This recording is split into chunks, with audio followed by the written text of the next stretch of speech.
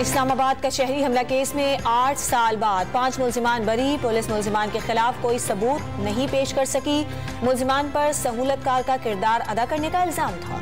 कराची के इलाके defence phase 5 में कार में सवार मुल्जिम की फायरिंग से पुलिस एहलकार जान बहा। गश्त पर मामूर एहलकार से तल्ख कलामी पर मुल्जिम ने पिस्तौल निकाल कर फायरिंग कर दी।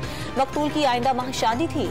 पुलिस ने वाक़े का मुकदमा दर्ज कर लिया। आर्मी चीफ की तैनाती का अमल जुम्मे तक मुकम्मल हो जाएगा। वज़ीर आज़म ने वज़रा से मुशावरत के बाद वज़ारत दिफा को खत भिजवा दिया।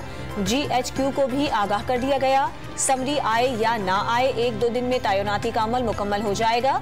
वज़ीर दाखिला की गुफ्तगू।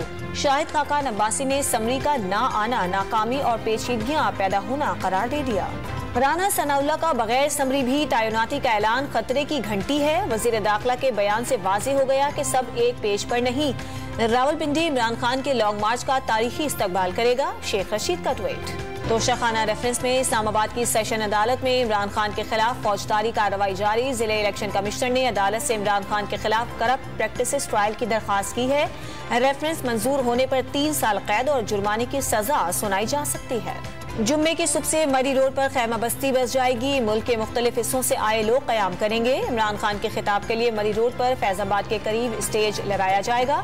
असद उमर ने जुम्मे को मुल्क की तारीख का सबसे बड़ा इज्तिमा करने का दावा कर दिया। कराची बल्दियाती इंतखाबात से मुतालिक फैसले का वक्त तब्दील अब 3 बजे सुनाया जाएगा। चीफ इलेक्शन कमिश्नर कराची बल्दियाती इंतखाबात से मुतालिक फैसला खुद पढ़कर सुनाएंगे। इस्लामाबाद के खत्तात ने जदीद दौर में भी सदियों पुराने फन को जिंदा रखा हुआ है। इंतहाई महारत के साथ कुरानी आयात को कैनवस पर उतार देता है। तालीमी इदारों की दरो दीवार पर भी अपने फन की नुकूश छोड़ती है। और फीफा फुटबॉल वर्ल्ड कप में आज 4 मैचेस खेले जाएंगे।